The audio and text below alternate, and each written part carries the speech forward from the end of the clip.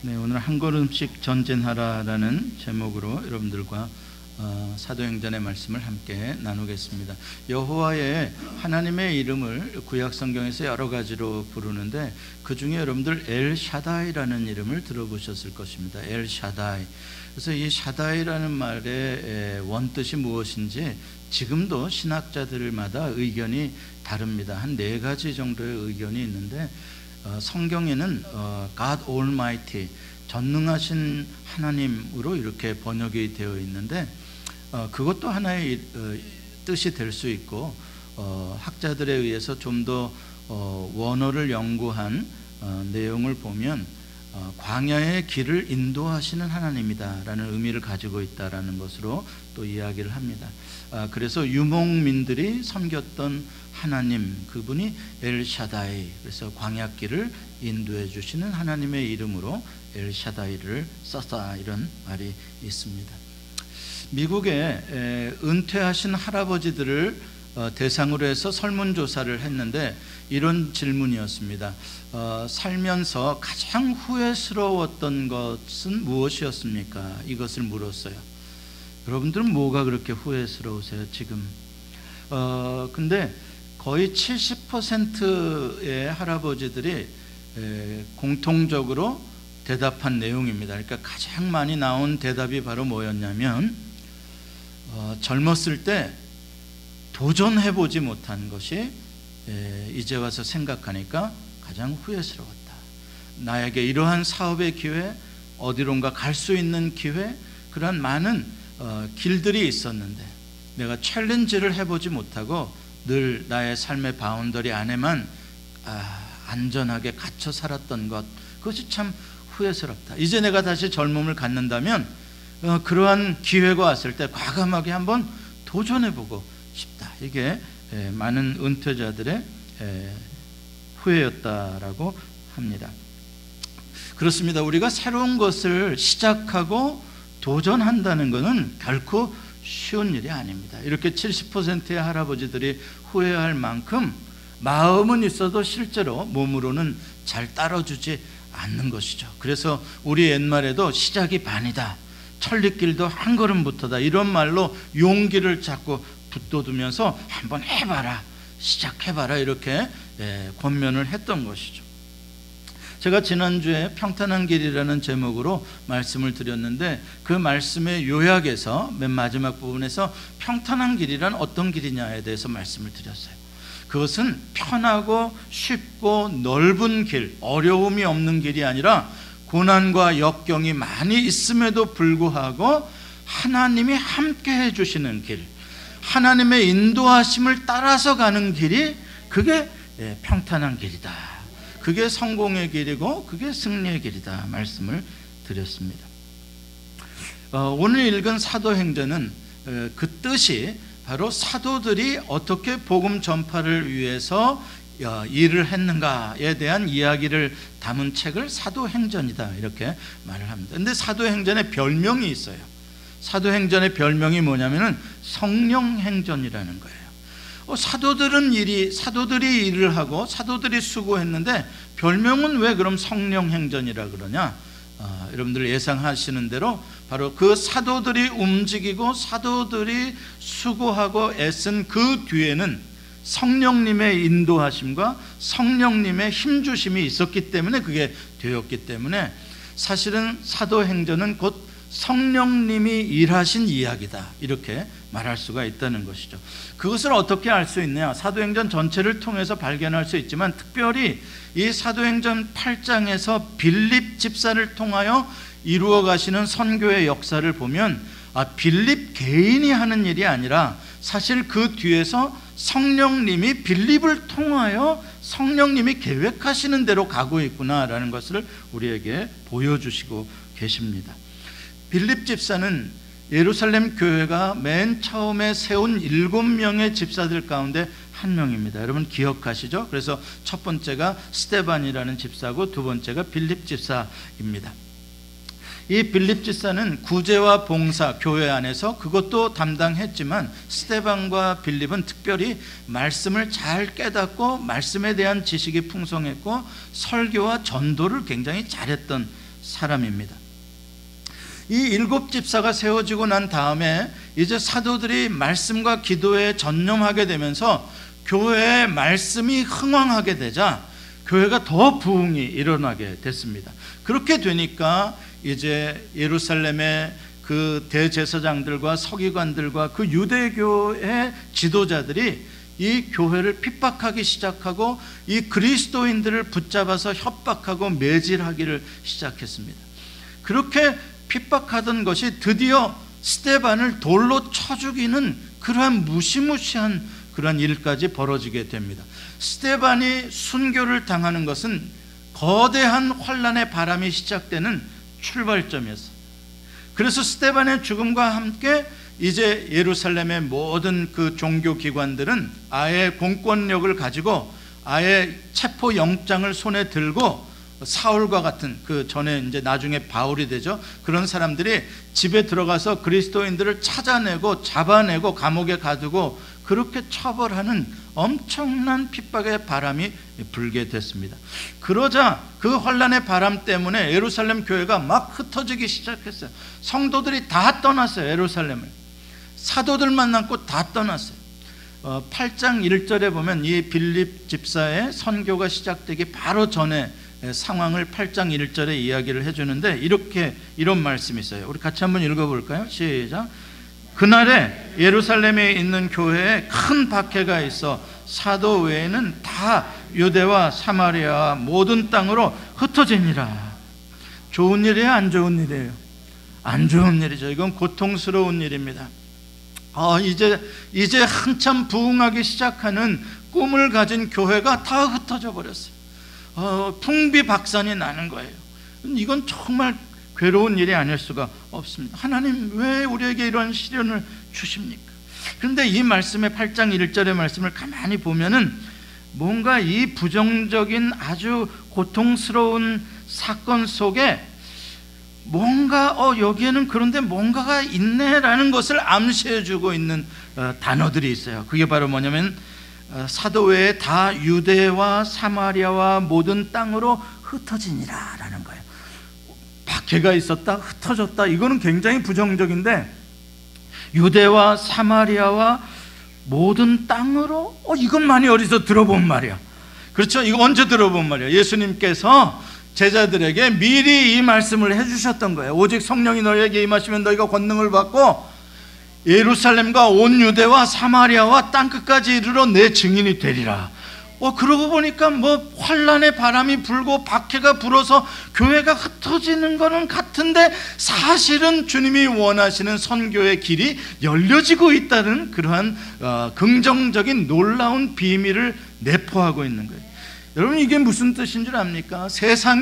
이 세상의 마귀 사탄이 복음을 이렇게 억압하려고 하고 그리스도인들을 박해하려고 하고 이렇게 해도 성령의 더 큰 바람, 성령의 더 큰 계획은 그 환란의 바람을 다 삼켜버리고 성령이 원하시는 방향으로 이끌어 가신다는 거예요. 믿으시길 바랍니다. 여러분 우리의 인생길에도 그래요. 믿음의 길로 우리가 간다고 환란이 없습니까? 아닙니다. 주님의 길, 복음을 증거하는 증인의 삶을 살아갈 때는 환란의 바람이 많이 와요. 내가 주님 위해 살려고 그러는데 왜 이렇게 환란의 바람이 옵니까? 여러분 그러나 보십시오. 성령의 바람이 여러분의 인생에 찾아오는 환란의 바람을 삼켜버려가지고 성령님이 원하시는 길로 이끌어 가실 것입니다. 그래서 오늘 여러분들이 이 자리에 앉아 계시는 줄 믿습니다. 여러분 항상 하나님께서는 자기를 사랑하는 자들에게 모든 것을 합력하여 선으로 바꾸어 가시는 놀라운 반전의 역사를 일으키시는 분이십니다. 그 예루살렘 교회를 휩쓸었던 환란의 바람이 이제 선교의 바람으로 오히려 성령님에 의해서 이렇게 바뀌어질 때에 그 맨 선두에서 그 성령의 바람을 받아서 맨 선두에서 선교의 문을 활짝 열고 나가는 사람이 있었으니 그 사람이 바로 빌립 집사였다는 사실이에요. 여러분 사도들이 아니라 빌립 집사가 제일 먼저 성령에 밀어주시는 바람으로 사마리아를 향하여 선교의 문을 연 사람입니다. 사마리아는 어떤 곳인 줄 아십니까? 유대인들에 의해서 사람 취급도 받지 않고 개 취급을 받았던 사람들이 사마리아인들입니다. 사마리아인들이 유대인들에게 얼마나 멸시를 당했냐면, 유대인들이 멸시하는 인종들이 이렇게 있었는데, 그들 가운데 많이 멸시했던 사람들이 이방인의 노예들, 그러니까 보통 노예도 아니고 이방인들의 노예, 아주 바닥 중에 바닥이다. 그 다음에 사생아들, 그 다음에 고자들, 그런 사람들보다 더 밑에 있는 그러한 사람들로 사마리아 사람들을 대했던 거예요. 그러니까 사마리아는 아주 그냥 아주 쳐다보기도 싫어했던 곳이. 그런데 누가 거기를 복음을 들고 갔다고요? 빌립이 복음을 들고 간 것입니다. 그 선입견, 그 자기의 그러한 어떤 편견, 그러한 문화적인, 그러한 종교적인, 역사적인 담벼락들을 과감하게 허물고 글로 복음을 들고 들어갈 수 있었던 것은 빌립의 능력일까요? 성령의 능력일까요? 성령의 능력인 거예요. 여러분, 성령님이 빌립 가운데 역사하니까 성령님의 감동으로 말미암아 모든 편견과 선입견의 담벽을 다 무너뜨리고 그곳을 향하여 성령이 밀어붙이시는 거예요.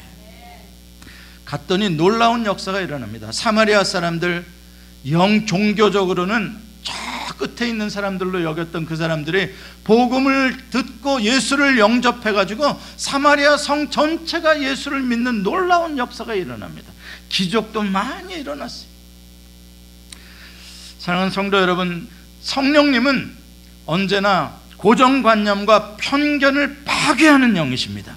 내가 가지고 있는 경험, 내가 가지고 있는 교리, 내가 가지고 있는 상식, 이게 전부인 줄 알고 닫혀있고 막혀있는 것 과감하게 두들겨 부시는 분이 성령님이신 줄 믿습니다.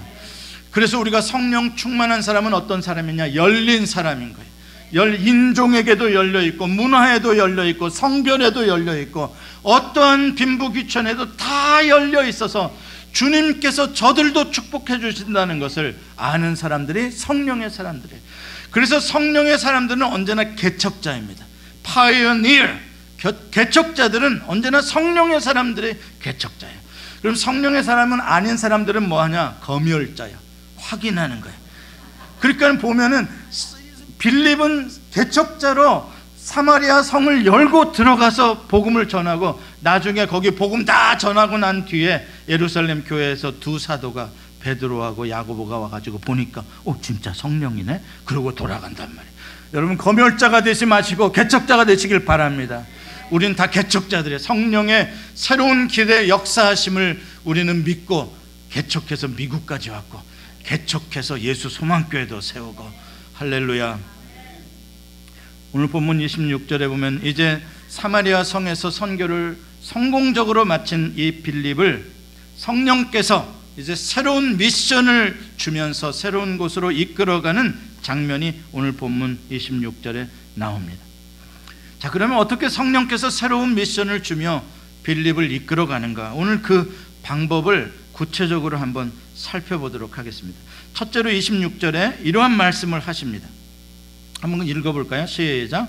일어나서 남쪽으로 향하여 예루살렘에서 가사로 내려가는 길까지 가라 하니 그 길은 광야라. 가사라는 곳이 어디냐? 예루살렘에서 가사가 옆 동네가 아니라 예루살렘에서부터도 남서쪽으로, 지중해 쪽으로 한참을 내려가서 가나안 지역의 끝자락에 있는 도시, 블레셋의 끝자락에 있는 도시가 가사였어요. 그런데 그 당시에 가사는 전쟁으로 폐허가 되어져 있었던 그러한 도시였습니다. 그런데 사마리아에서 복음을 전하던 빌립에게 갑자기 그 먼 가사까지 내려가라는 것입니다. 바로 옆 동네가 아니란 말이죠. 그것도 폐허가 된 블레셋의 도시를 향해서 가라는 것입니다. 자, 이 명령을 보면 뭔가 아주 중요한 내용이 빠져 있다는 것을 알 수가 있습니다. 뭐가 빠져 있어요? 왜 가라 그러시는지, 왜 거기를 가라 그러시는지가 없어요. 옆 동네를 가라 그러면 그건 뭐 그냥 갈 수도 있어요, 그냥.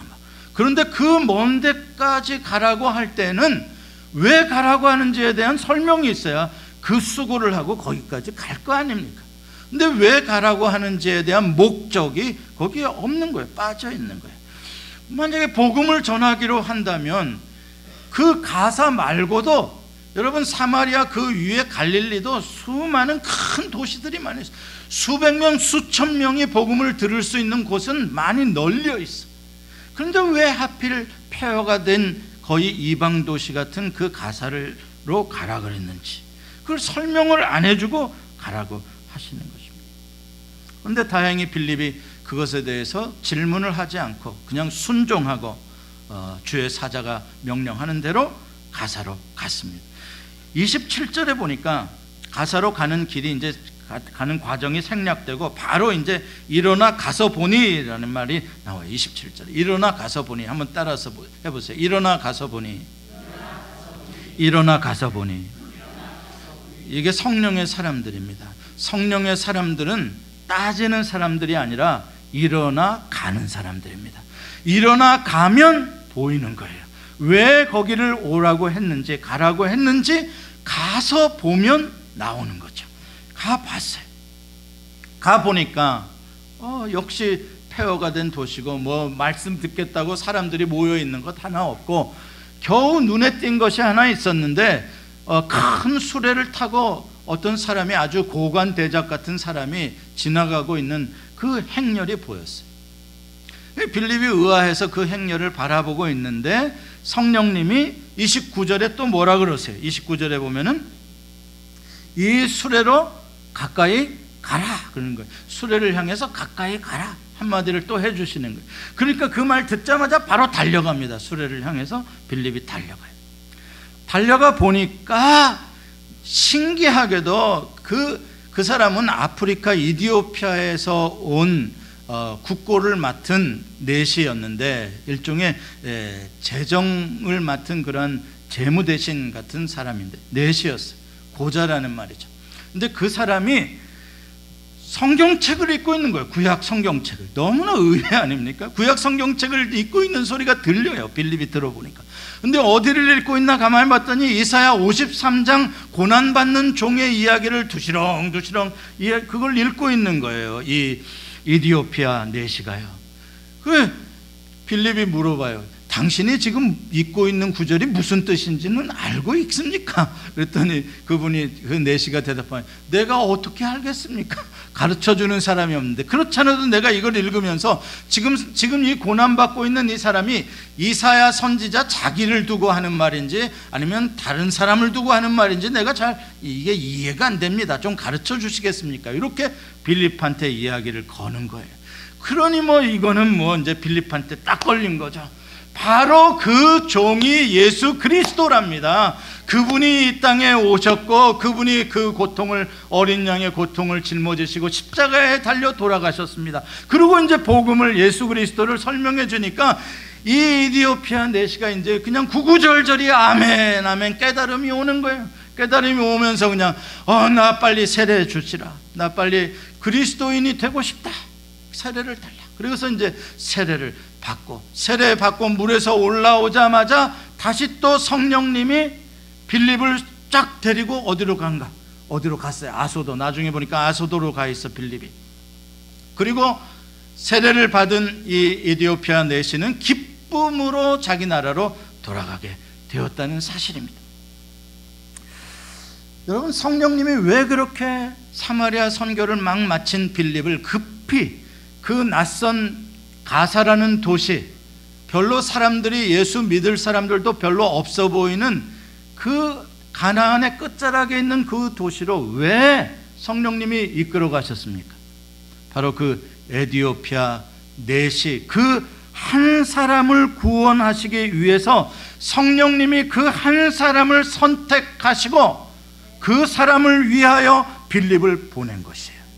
여러분, 빌립 자신이 그것을 노력해서 깨달아서 그 사실을 알 수가 있을까요? 아니에요. 그것은 성령님의 전적인 주권에서 성령님의 계획 가운데 이루어지는 일이었던 것이에요. 여러분 잘 보세요. 성령님은 수만 명의 사람들을 예배해 놓고 전도자를 보낸 것이 아니라 가장 아닌 것 같은 사람, 아프리카 흑인이요, 그것도 넷이요. 그러니까 유대교의 복음에서는 도저히 저 사람이 나 유대교 여호와 믿을래 그래도 개종을 받아주지 않는 그런 사람입니다. 그런 사람을 위해서 주님은 예비해 놓고 계셨던 거예요. 이건 무슨 뜻입니까? 주님의 복음이 어디까지 증거되기를 원하시는지 주님이 보여주신 것이에요. 어디까지입니까? 너희들의 편견과 선입견을 다 뛰어넘어서 가장 아닌 것 같은 인종, 가장 아닌 것 같은 민족에게도 가라라는 것이에요.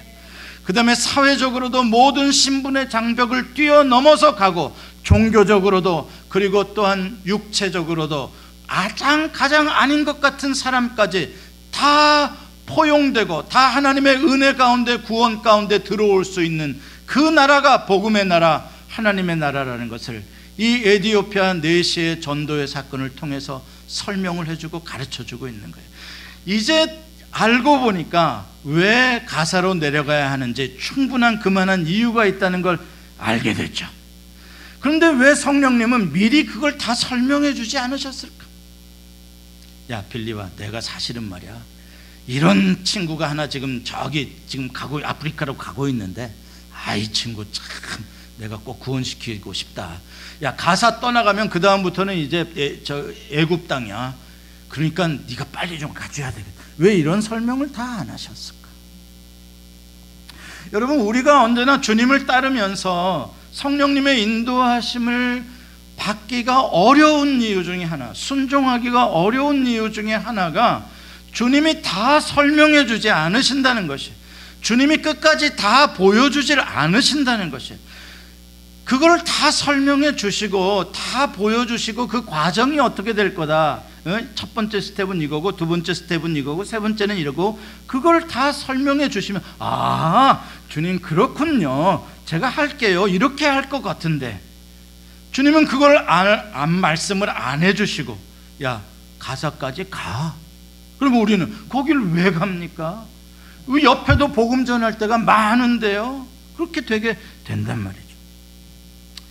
여러분, 성령님은 모든 과정을 다 아시고 보고 계시지만 우리의 눈에는 그게 보이지 않는다는 것, 그것이 언제나 우리가 주님의 인도하심을 따라가기가 어려운 이유입니다.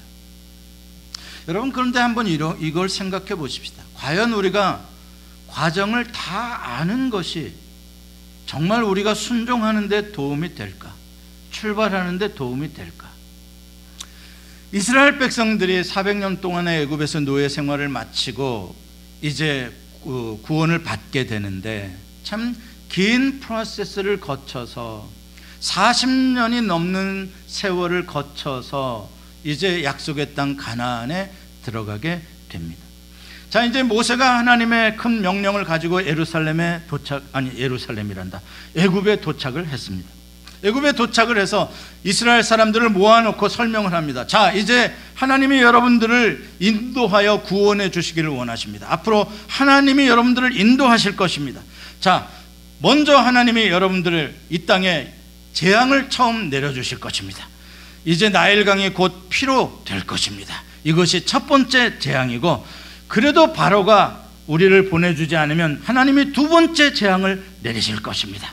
자, 그래도 안 되면 세 번째 재앙을 또 내려주실 것입니다. 그렇게 해서 2, 3년의 세월이 지나고 그래도 또 안 내보내준다면 다섯 번째 재앙이 올 것입니다.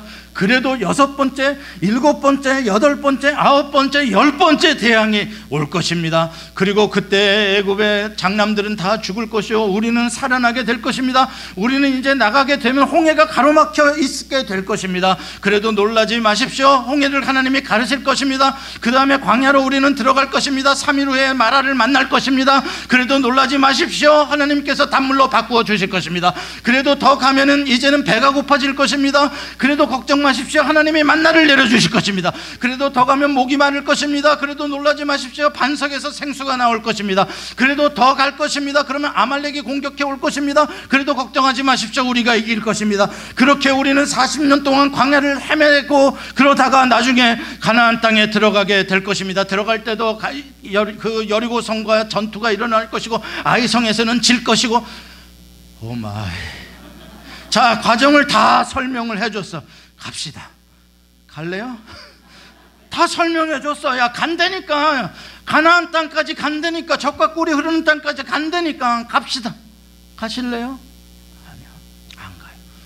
여러분, 하나님이 설명해 준다고, 길을 다 말해 준다고, 그게 나한테 좋은 것 같고, 그럼 내가 이해가 되는 것 같고, 아는 것 같으니까 내가 순종할 것 같다고요? 천만의 말씀입니다. 아니에요. 목자가 양을 인도할 때 아침에 양들아 다 모여봐라, 오늘 우리가 어디로 풀 먹으러 가는지 내가 설명을 해줄게. 어떤 코스로 가게 되는데 이걸 B코스라 그래. B코스로 가면 여기서 100m 가면 뭐가 나오고 1km 가면 뭐가 나온다. 알았지? 양들아 잘 따라와라. 목자가 양들에게 브리핑하고 데려갑니까? 양들이 목자 괜찮네, 오늘 굿, 마음에 들어. 그럼 가고, 그 코스 나는 싫어, 나는 오늘 그냥 우리에 머물래. 이런 식으로 이동을 합니까? 여러분, 그런데 왜 양떼들이, 오늘날 양떼들은 그런 식으로 하냐 이 말이에요. 주님이 가라, 목자가 가자 그러는데도 어디로 가실 건데요? 뭐 하려고 날 데려가실 건데요? 마음에 안 들어요, 난 그냥 여기 있을래요. 그런 양들이 숱하다 이 말입니다. 그러면은 그 코스로 간다 그러면 따라갈 거냐고. 네가 진짜 안 따라갈 거면서 괜히 핑계를 그렇게 대는 거예요. 여러분, 가장 중요한 것은 앞으로 내 인생에 이 코스에 뭐가 있고 그 다음 코너에 뭐가 나오고 그것을 아는 것이 가장 중요한 게 아니라, 미래를 아는 것이 가장 중요한 게 아니라, 오늘 이 순간에도 앞으로 어떠한 코스가 나오든지 간에 전능하신 나의 목자 되신 하나님이 나와 함께 하시고 나를 인도하신다는 사실을 아는 게 중요하다는 거예요. 그걸 알고 주님이 함께 하시면 다음 내년에 뭐가 될지, 그 내년에 뭐가 될지 토정비결 왜 보냐 이 말이에요. 볼 필요, 당신이 토정비결 봐서 어떡할 건데? 그러면 또 봐야 되고 또 봐야 되고 뭐 할 건데? 알아봐야 소용없는 거예요. 여러분, 인간은 5분 후에 일을 몰라요. 월드 트레이드 센터에서 커피 마시다가 5분 후에 비행기가 올 줄 컴퓨터로 그 모든 미래를 예측하던 사람들이 아무것도 몰라요. 미래를 예측하고 앞으로 환율 변동, 국제 무역 수지가 어떻게 될지 다 몇 년 후를 예측하면 뭐 하냐고요. 5분 후면 비행기가 오는 걸 모르는데요. 여러분, 무엇이 진짜 지혜로운 인생입니까? 나는 알아, 미래를 다 예측해, 나 어떻게 되는지 다 볼 수 있어. 아니요, 몰라도 괜찮아요. 가장 강력한 사람, 가장 용기 있는 사람, 가장 능력 있는 사람은 누구냐? 오늘도 주의 능력의 팔이 나를 붙잡고 나를 인도하심을 믿는 자예요. 그게 다윗의 삶이에요. 그게 오늘 우리가 교동문을 읽은 것이요, 내가 사망의 음침한 골짜기로 지날지라도 두려워하지 않을 것은 주께서 나와 함께 하심이라. 내 평생의 선하심과 인자하심이 정녕 나를 따르니 내가 여호와의 집에 영원히 거하리로다. 여러분, 다윗이 믿었던 건 오직 주님이 나의 목자시고 내가 앞으로 어떠한 코스를 가든 주님이 나를 잘되게 해주실 것이다.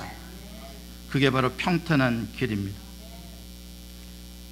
교회가 선교를 갈 때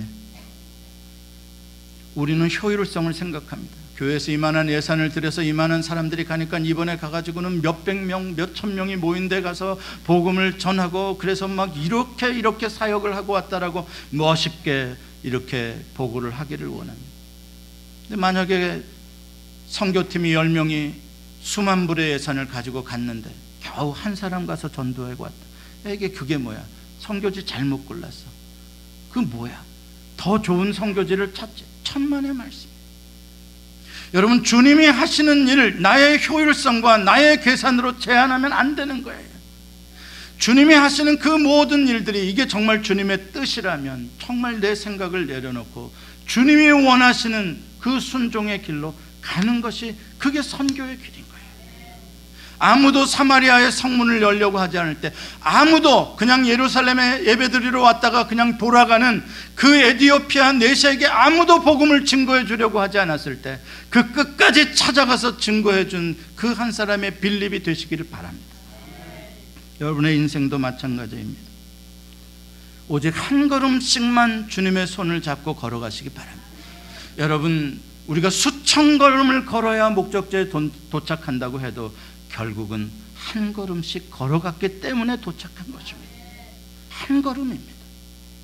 지금 여러분들이 주님을 따라 여기까지 왔는데 아직까지도 또 막혀있고, 2걸음을 걸었는데도 또 앞이 보이지 않고, 3걸음을 걸었는데도 더 환난의 바람이 몰려오고, 4걸음을 걸었는데도 더 어려움이 오고 있다면 포기하지 마시고 5번째 걸음을 또 걸으시길 바랍니다. 더 어렵고 더 힘들어도 6번째 걸음을 또 걸으시길 바랍니다.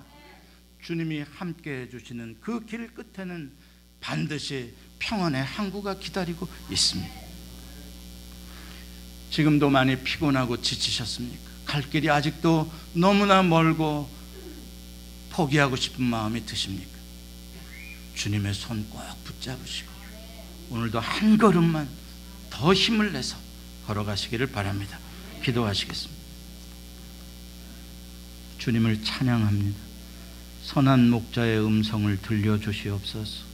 우리의 고집센 마음들, 나의 선입견, 나의 편견, 내가 원하는 것만 들으려고 하고 내가 동의하는 것에만 순종하려고 하는, 내 감정이 받아주는 것만 따르려고 하는 우리의 완악함과 고집샘을 깨뜨려 주시옵시고 우리 모두가 성령의 사람이 되어서 가장 아닌 것 같은 세계를 향하여 가장 먼저 발길을 내딛는 개척자들이 되게 해 주시옵소서. 예수님의 이름으로 기도합니다. 아멘.